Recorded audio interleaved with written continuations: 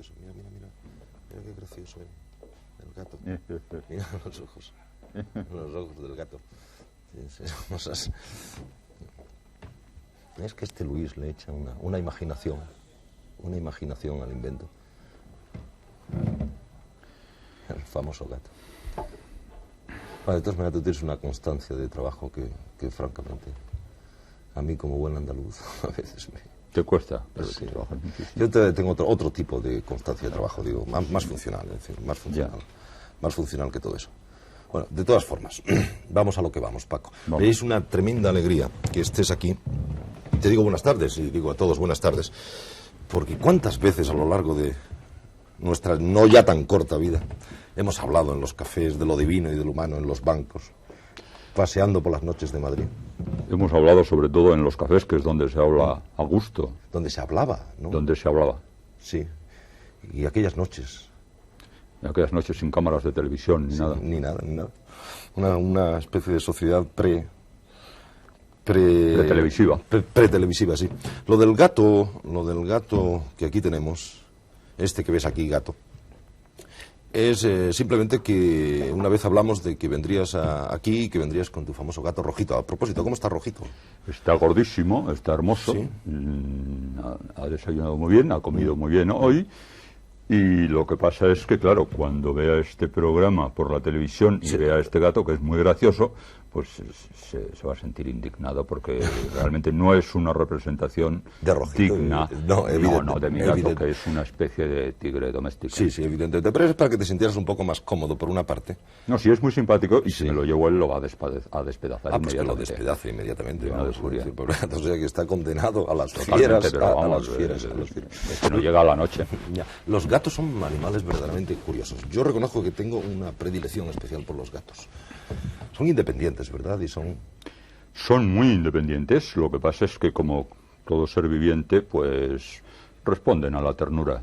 Y mi gato, que era muy salvaje por herencia, lo era su padre, yo tengo...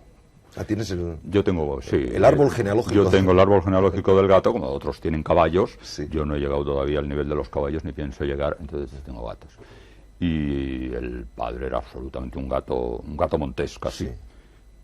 Y este gato era muy fiero, ahora tiene 2 años, y a base de ternura y de constancia y de mucha comida para perros, porque la comida para gatos no le gusta.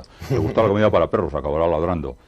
Pues ahora ya yo creo que me quiere, me hago la ilusión de que me quiere. Pero es curioso, tú dices la palabra ternura, yo te he visto con tu gato, y efectivamente tú quieres a tu gato y sí, sientes... Claro, tengo una comunicación grande con él, muy grande. Sí.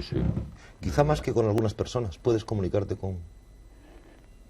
Pues sí, porque realmente no habla de Suárez y de esas cosas que te hablan las personas. El gato habla de otras cosas, tiene otro mundo. Quizá en el fondo tú seas un personaje de ternura, no lo sé, no me estoy inventando ahora aquí argumentos para sacar y pescar dentro de tu alma, no, ni nada de eso. Pero quizá tienes una apariencia de personaje, no duro, pero sí, con capacidad de ser agresivo alguna que otra vez.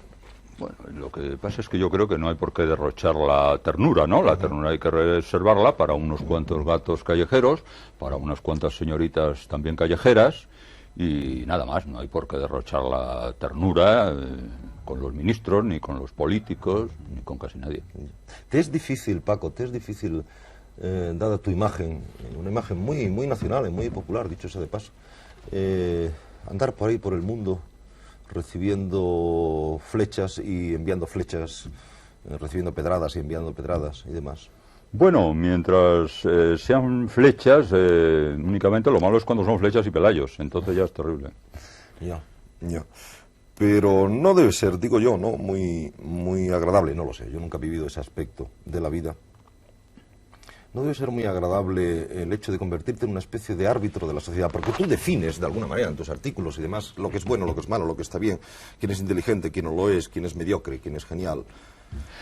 Sí, a mí hace ya muchos años, con ocasión de la presentación de mi primer libro, me dijo un señor, una gran carroza literaria, que ahora no voy a nombrar, que mi estilo era fundamentalmente asertivo, y creo que tenía mucha razón. Yo me paso la vida afirmando cosas o negando cosas. Sí. Entonces esto pues quizá es un exceso de petulancia o una manera de agresión, Pero no es porque yo me proponga definir nada, quizás sea una cuestión de estilo, como dijo aquel señor aquella vez, ya hace muchos años, con ocasión de mi primer libro. Pero no, yo realmente trato de definirme a mí mismo, no trato de definir lo que está pasando, no, ni ser árbitro de nada. ¿Y tú crees que con esa capacidad de afirmar o de negar, tú puedes hacer daño o hacer bien? ¿Qué influencia tienes? Es decir, ¿qué influencia crees tú que tienes? Yo no conozco la influencia. No conozco la influencia porque creo muy poco en las estadísticas y mientras estas gentes de las sofemasas y eso no se decidan hacer una estadística sobre mí, pues yo no sé cuál es la influencia. Yo lo que sí puedo decirte es que recibo constantemente cartas, llamadas, comunicación constante con los lectores, que tengo una comunicación muy directa y muy continua por todos los medios, casi siempre positiva, a veces negativa y de tarde en tarde, una vez al año o cada 2 años, pues una señorita de COU muy tierna que pretende conocerme más a fondo. ¿Y entre esas comunicaciones hay anónimos molestos alguna vez? Alguna vez sí, pero la verdad es que los menos. La verdad es que los menos. Paco, yo naturalmente te he visto pues hace muchos años prácticamente al llegar a Madrid, como han llegado tantos dispuestos a conquistar, era la palabra que se decía entonces, vamos a conquistar Madrid, la literatura y demás. Y al principio, evidentemente, siempre has sido un escritor brillante, incluso como periodista al principio, ¿no? De eso no había duda. Pero supongo que el camino es casi igual para todos. Es decir, escribes un día una cosa, a lo mejor nadie te hace caso, luego escribes otra, te van haciendo caso y demás. Y llega un momento en que te conviertes en lo que decíamos antes, una especie de figura nacional, un árbitro. ¿Tú te has dado cuenta ¿cuándo te has dado cuenta de esa transformación, de ser un periodista que escribía bien, agudo y brillante, a convertirte un poco ya en un estatua de pedestal? Sí. Eso sí es cierto que es así, pues uno no se da cuenta, porque uno no se ve y porque es un fenómeno gradual. Esto no es ganar uno de esos premios comerciales horribles que hay para los saldos literarios en la vida nacional. De modo que no es una cosa de golpe de la noche a la mañana. Generalmente esto se produce de una manera paulatina, consiste en el trabajo, en la constancia, en la autodisciplina, y uno pues no se da cuenta muy bien de cómo se va produciendo el cambio, del mismo modo que uno no se da cuenta en la adolescencia de que crece todos los días, pero uno no se da cuenta, de pronto se encuentra con una estatura determinada y uno no se siente crecer. Pues es lo mismo. Ya. Hoy es curioso, tú tienes una imagen física, estamos viéndola, peculiar en el sentido de que tienes una personalidad incluso física. Bueno, ahora es que estoy maquillado y eso ayuda mucho, ¿eh? Bueno, sí, pero la melena, la bufanda. La bufanda es por el frío. La bufanda es por el frío. Por cierto, hemos titulado este programa, con tu permiso, a posteriori, ya no podemos hacer nada por evitarlo, de bufanda y plata. Lo de... podía ser de bufanda y oro, o de bufanda diamantes, como quisiéramos. Lo de plata es por señalar un poco que si no nos vamos haciendo viejos, ya estamos en un periodo de la vida que podemos ver con una cierta distancia, ¿no? Yo absolutamente viejo, me siento viejísimo. Lo de la plata y las canas y todo eso me parece muy justo, porque la verdad es que yo me siento por dentro absolutamente reinona, vamos. ¿Reinona? Reinona. ¿Has inventado la palabra? No sé si la he inventado o la he recogido, pero es lo que me siento. Pero tú has contribuido mucho al lenguaje de los últimos años, con tus columnas en el país. O quizá el lenguaje ha contribuido a mí, o a mi manera de escribir. Ya, pero tú particularmente has recogido ese lenguaje, ¿has ido por ahí oyéndolo? Yo creo que el movimiento es de dos direcciones. Sí. Recojo cosas y fabrico cosas que se me ocurren de pronto y que no sé si llegan a la gente, ¿no? Yeah.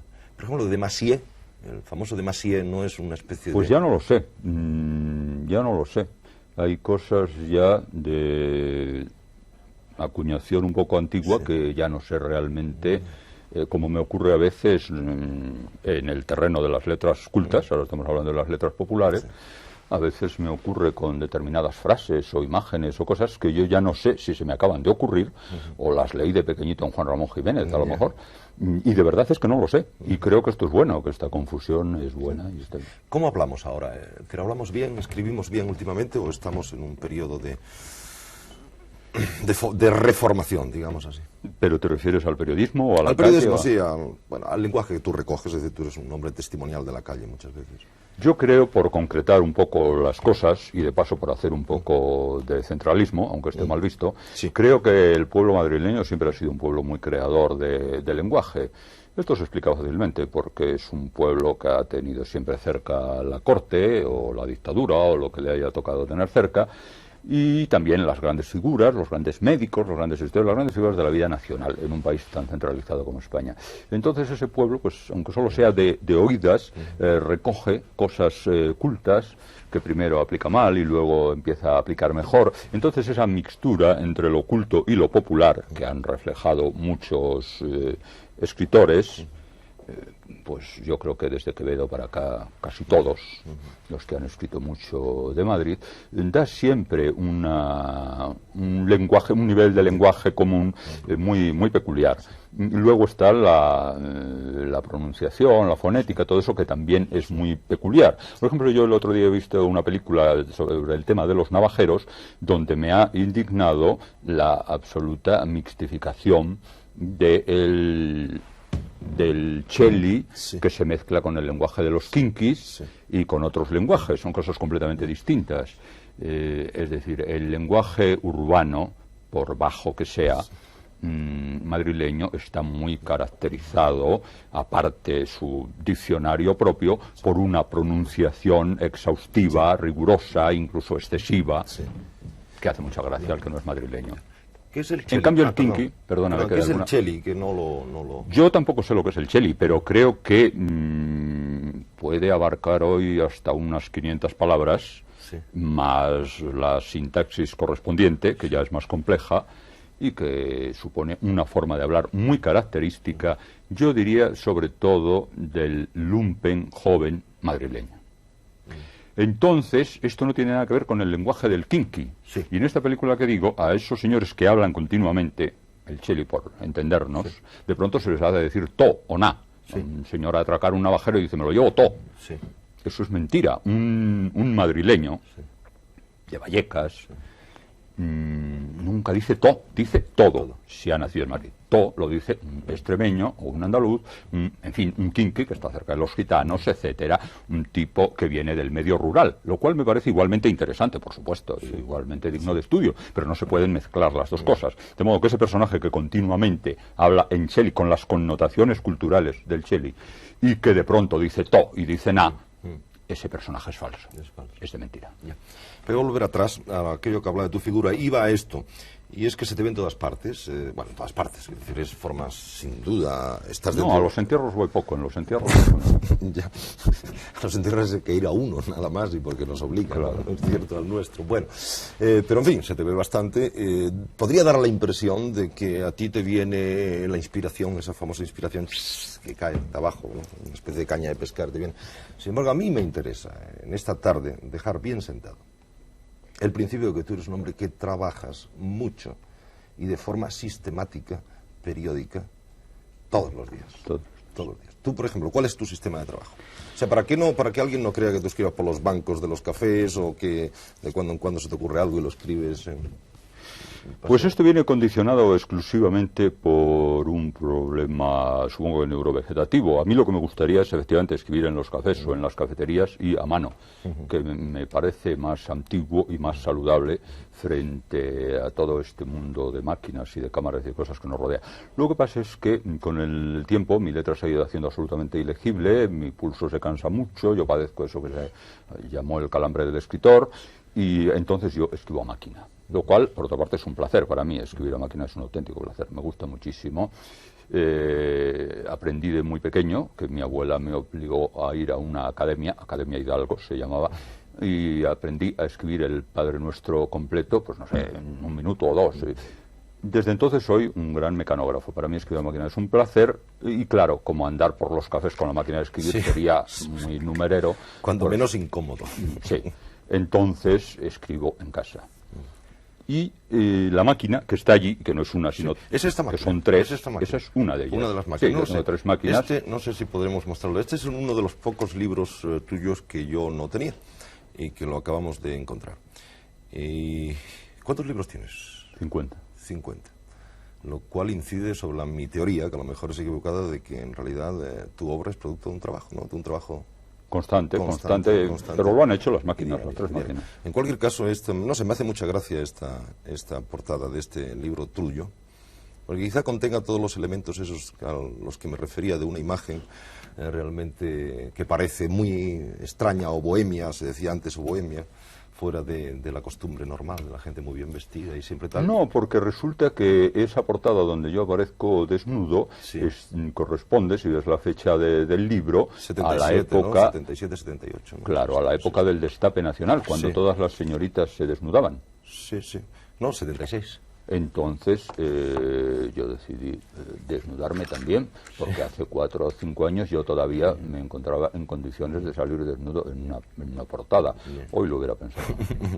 Pero para hacer estas cosas no se necesita, yo diría impudicia, pero a lo mejor la palabra es mal interpretada, es un gran valor, una gran arrogancia. No se necesita más que una buena calefacción, porque lo que pasa es que el día que hicimos esas fotos yo tenía un frío horrible de estar tanto tiempo desnudo, porque naturalmente se hizo una serie muy larga, de la cual al final eligieron esa foto, y yo nunca había estado tanto tiempo desnudo y sin una señorita de por medio. Realmente era una cosa horrible. Pero bueno, había buena calefacción y salió eso. ¿Tú eres tímido?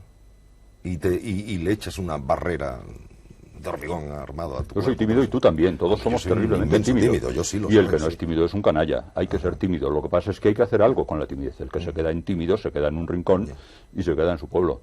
Pero con la timidez hay que hacer algo. Con la timidez, pues como con la virginidad, y eso hay que procurar perderla cuanto antes, o por lo menos causarle agresiones diarias. O disfrazarla. Disfrazarla, convertirla en otra cosa. En otra cosa, sí. Y el que se queda en tímido, pues... Hablando de tu pueblo, tú eres de Valladolid. Yo soy de Madrid. Es, en fin, capital, no se nos enfade. Yo soy de Madrid. Ciudad y capital. ¿Tú eres de Madrid? Yo soy de Madrid, del Rastro. ¿De dónde sacado la Ribera de Curtidores. ¿De dónde he sacado yo entonces que tú eres de Pues bueno, yo he vivido 20 y tantos años en Valladolid, hasta el año 58.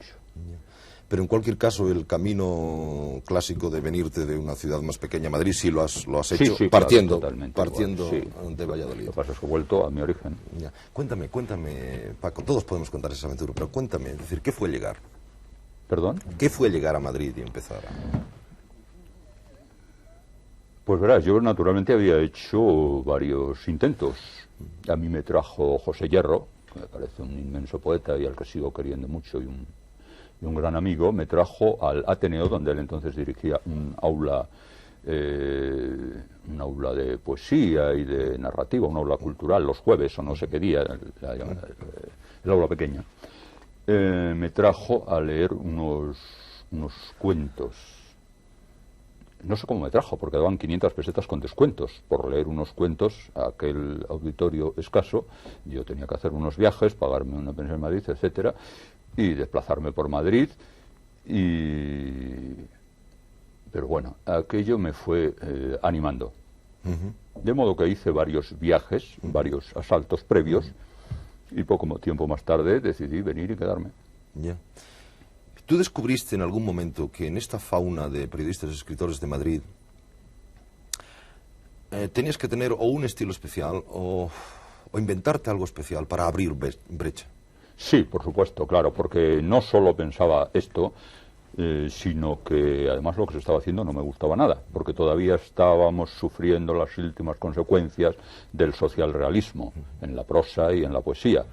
Y a mí el socialrealismo me aburría muchísimo, porque además los buenos socialrealistas o realistas no eran los de la nómina oficial, sino que eran señores de la periferia, a lo mejor como Miguel Delibes o como Sánchez Arlosio o como Ignacio Aldecoa, los últimos grandes realistas. De modo que esto a mí me aburría. Yo entonces hacía otra cosa, que no se parecía mucho a eso. Procuraba ya hacer otra cosa. Como consecuencia de esto, pues los socialrealistas furiosos me llamaban señorito y esteticista. Sí. Eso que tú descubriste porque no te gustaba lo que veías a tu alrededor, tuvo que ser una especie de, como dicen, un poco, o hemos dicho siempre, de manera muy cursi, constituirte en el enfant terrible. de esta sociedad de periodistas y escritores? No, yo no quería ser nada terrible. Yo lo único que quería era tener colaboraciones y cosas y meter artículos donde fuera, vamos, de cualquier forma. No quería ser nada terrible. Y de hecho, ante los redactores jefes, yo pues era una alfombra persa, vamos. De hecho, para utilizar tus propias palabras, algunas veces que he tenido la suerte de poder trabajar contigo, no sé, porque nos hemos encontrado en situaciones de encargarte algo, pedirte que escribieras algo, reconozco que eres de una disciplina, entre comillas, admirable. Es decir, que si te dicen, oye, que necesitamos esto para mañana a tal hora, tú normalmente lo tienes para mañana a tal hora. Claro, es que yo siempre me he planteado esto como una profesión con absoluta profesionalidad. Me ha interesado siempre el escritor profesional. Respeto a los que dicen que no, que hay que ser escritor de domingo, que hay que ser otra cosa, que hay que escribir para entretenerse. Me parece bien y a veces da buenos resultados. Pero yo entiendo la literatura no solo como una forma de escribir, sino como una forma de ser.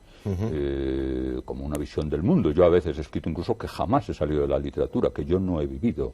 Yo me he movido siempre tan dentro de mi visión literaria global del mundo que no he llegado a tocar la realidad nunca, porque todo lo veo literariamente. Así que esto me trae a ser un profesional absoluto, bueno o malo, pero un profesional absoluto y que por supuesto cumple sus compromisos, esperando a mi vez que los cajeros cumplan también su compromiso a fin de mes. ¿Y lo suelen cumplir? Ahora más que antes. Antes debía de ser, bueno, yo también puedo hablar algo de eso, pero antes era un poco angustioso, ¿no? Era un poco angustioso. Lo que pasa es que de pronto un día se decidían a pagar y se encontraba uno con 2 años de atrasos que le resolvían a uno la pensión y todo. A pesar de que dices, y lo creo, y además yo suscribo todo eso que acabas de decir de la disciplina y demás, de que tú entregas, es cierto. Pero a pesar de que afirmas que sigues dentro del mundo de la literatura y con poco contacto con la realidad, sin embargo, es decir, en los últimos años, escribes de una realidad muy, muy concreta. Pero siempre creo que literaturizada. Sí, cierto, y eso iba, es decir, tú escribes de personajes, tus famosas negritas, ¿no? Es decir, personajes con nombres y apellidos, es decir, políticos, en la mayoría de los casos, y los políticos son, o deben ser, seres muy... Bueno, políticos o señoritas. O señoritas, sí, evidentemente. Los políticos y señoritas son, reconozco que son... Son inseparables. Son inseparables y dentro de tu campo es algo consustancial. Pero al escribir literariamente, si quieres el término, de esos personajes tan reales que tienen sus nombres, sus apellidos, sus cargos, en muchos casos, ¿esa literatura tuya los cambia? Es decir, ¿los das tal como son? Es decir, yo creo que les doy mejor de lo que son, incluso cuando parece que les ataco, porque inevitablemente los veo a través de un prisma literario, de un monóculo literario que yo llevo puesto siempre, que no puedo quitarme, y por lo tanto, de alguna manera, los poetizo, aunque esté criticándoles en cosas concretas. Andrés Amorós, que como sabes es un gran crítico y muy preocupado por la literatura viva que él dice, por lo que se está produciendo en este momento, tiene toda una tesis que a veces explica, ha escrito o ha explicado en clase, etcétera, sobre la narratividad de mis crónicas, él dice la ficcionalización de la crónica. Es decir, aquello es verdad, ha ocurrido, es todo real, y sin embargo tiene un aire de ficción. Sí. Tiene algo, pudiera ser un cuento, pudiera ser un relato corto, y si no es verdad, ha ocurrido el día anterior, y a lo mejor has estado tú y lo has visto. Sí. Entonces, esta ficcionalización, que dice Andrés Amorós con palabra muy acertada, se produce en mí por lo que te decía, porque soy un animal literario, como mi gato es un felino, pero vamos a ver. Sí.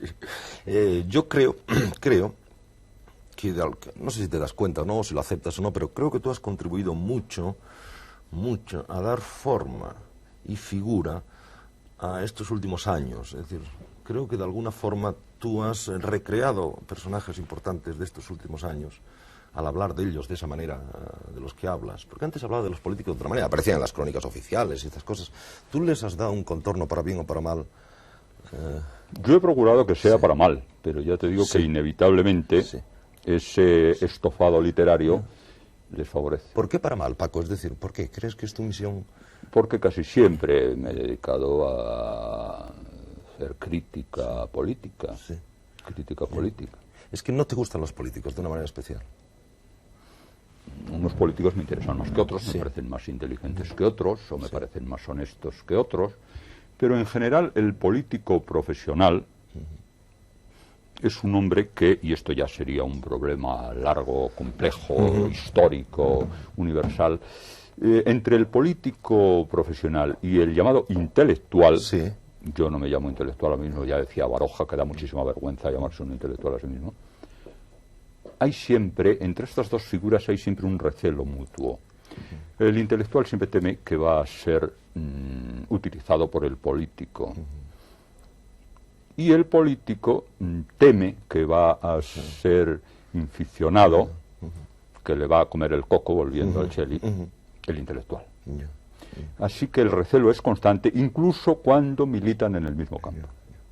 Otra de las cosas que tú haces es, alguna vez hemos hablado de esto, es hacer famosas a ciertas personas cuyo único argumento para esa fama o celebridad o conocimiento es que tú las has hecho famosas. Es decir, son famosos por ser famosos. Luego tú dices, bueno, ¿y estos señores o estas señoras qué hacen en la vida? ¿Qué libro han escrito?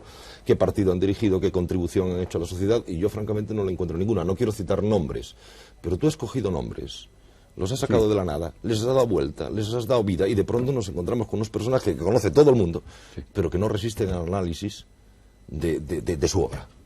Bueno, pues, famosos por ser famosos. Yo creo que el origen de esto, en mis crónicas, lo conoces tú mejor que yo, porque tú has vivido mucho tiempo en Estados Unidos, y el origen de esto está en las famosas tiras, en los dibujos, en los cómics, principalmente en Charlie Brown, y luego pues en otros muchos. Entonces, el personaje recurrente, el personaje que vuelve, que desaparece y reaparece, es muy grato al lector.